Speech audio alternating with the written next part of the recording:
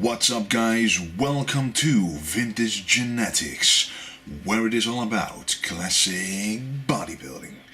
And let's get this day started with food, then some solarium action, and then the gym, working the delts.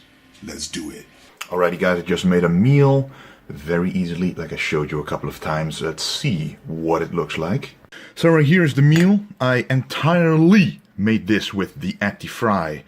And some people have been asking me what kitchen appliances I use, so I will show that in a different video that will upload soon. But the Actifry is amazing because I have this basmati rice pre-cooked. I just weigh off 250 grams. And I already have the frozen shrimps in the package, weigh off 300 grams, just about. And cut vegetables in a bag, stir-fry vegetables. I put them in as well. And then with some 10 grams coconut oil, some spices, herbs, and wait 10 minutes and it's done, and it comes out just like this. So guys, that really is a recommendation to get it. I'm going to enjoy this meal though. Alright guys, I am on my way actually to the tanning bed because I'm starting to become too white. And especially in the off season, you want to show as much definition as possible. And the whiter you are, the more flushed out your definition is. So I always like having a tan throughout the year, basically. But probably in America, it's very warm right now. I know some people there who say that it's very warm, especially around North Carolina, the east side of the US. I don't know about the rest, but I bet it is. So there's a lot of sun there, but it may look sunny here, but it's only 13 degrees Celsius right now. Just calculate that. You will cry when you see the Fahrenheit. Anyway, so I cannot tan outside, so I will go to the tanning booth until it's hot enough outside to be able to tan. So yeah, that's what I'm gonna do right now. Alright guys, as you can see, I'm at the solarium right now. I'm done. So let's go home and shower and moisturize it again with this skin. Alrighty, just got back from the tanning booth, bed, whatever, and it's kind of a form of cardio for me because I walk to it for about 15 minutes and then tan for 20 minutes and then walk another 15 minutes. So it's kind of a cardio session because even while tanning, you burn some calories and you sweat a lot. So I do think tanning is important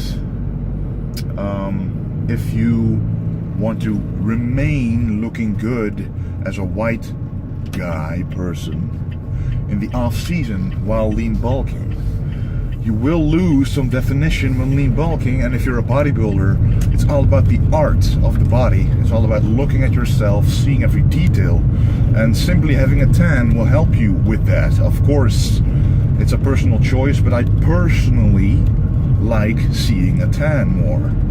I used to be a very white guy, trust me, snow white. So that's why I always need to tan to have a base layer of tan, because if I don't, I will be so white, it'll be unbelievable.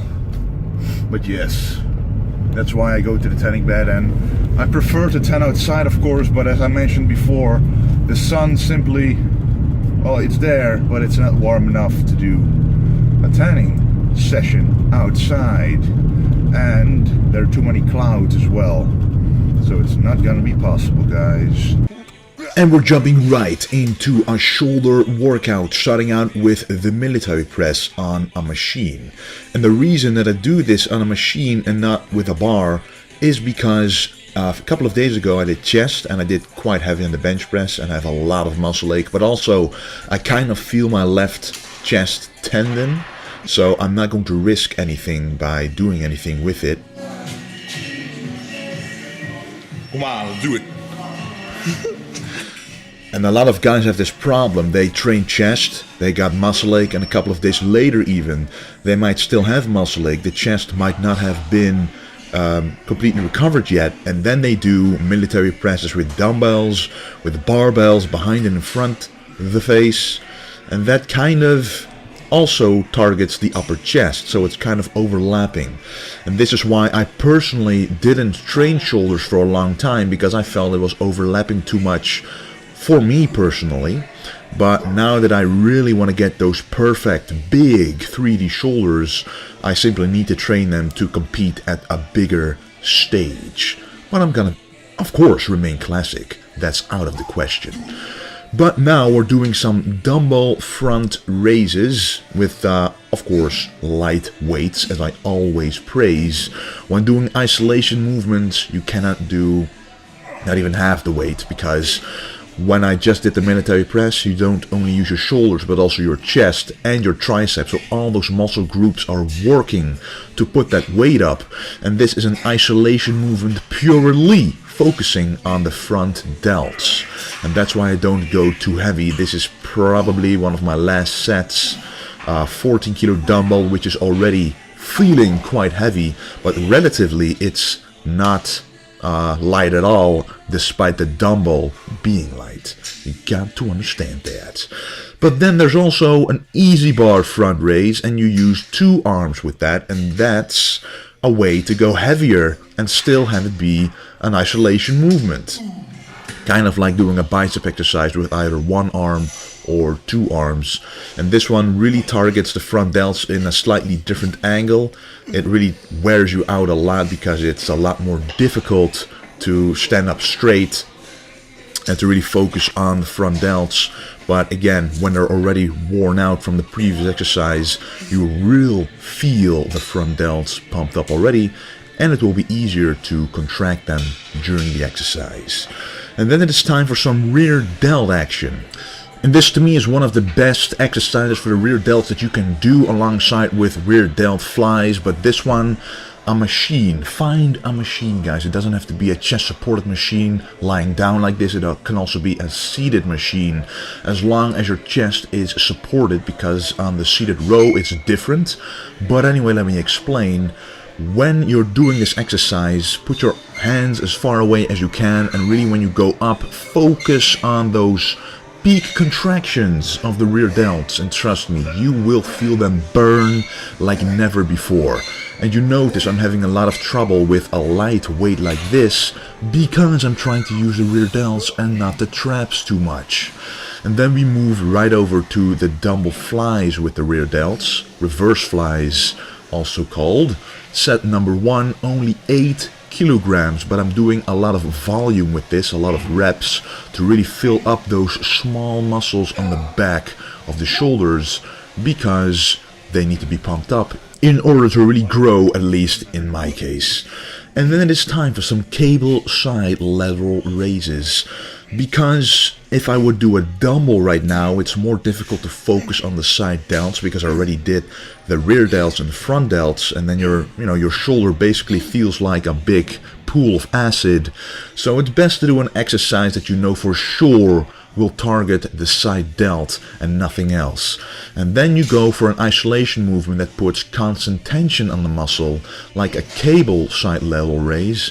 A dumbbell would lose tension at the bottom, but this cable won't lose tension at all.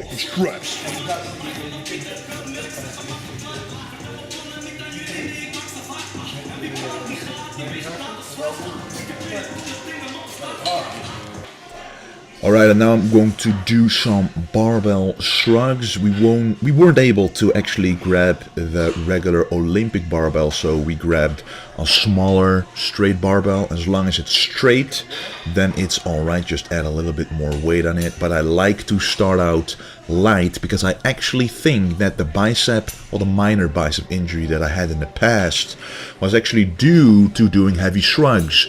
Which might sound strange, but when you're doing heavy shrugs and your grip is off by only 1/10 of an inch, but when you're doing 240 kilos, that little difference will put strain on your bicep, because there's more weight on one side of the bar than the other if you don't hold the bar right in the middle with both hands. So I think that's what happened, so that's why I like to start out light, feel it out, feel every muscle out, and then really focus on the contraction of the traps and move on with the weight as I do the sets. More volume and a little less weight is better for me to prevent any injuries, because I simply noticed if I just don't think, if I just go too heavy, it's no use, because there will be one link in the chain that will be too weak to sustain that weight. And this is actually a set in between, doing multiple different angles. First of all, a shoulder or a wide grip, and then a small grip to target different parts of the traps. Remember, the closer you grip the bar, the more of the outside of your traps you will hit. Let's walk a mile to the next exercise.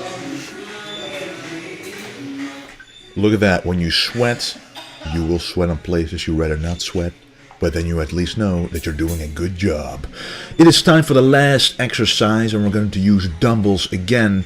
It might look quite a lot like the reverse dumbbell flies, but it's actually dumbbell shrug rows. So we just did barbell shrugs to hit the traps, and now we're going to do dumbbell shrug rows to also hit the traps, but this time the thickness of the traps on the back. The barbell shrugs were more for the height, and this one is more for the thickness. And I'm really focusing on squeezing my shoulders together here to make sure that I hit the traps and not just hit the rear delts, because we already did them previously in this routine. That was the video of today. I want to thank you guys for watching, and like the video if you liked it, and there's a lot more videos coming. And don't forget to stay golden.